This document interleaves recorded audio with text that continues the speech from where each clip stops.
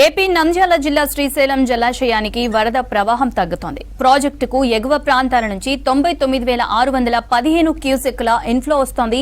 దీంతో జలాశయం 6 గేట్లు 10 అడుగుల వరకు ఎత్తి 181,235 క్యూసెక్కుల వరద నీటిని దిగువ ప్రాంతాలకు విడుదల చేస్తున్నారు అధికారులు.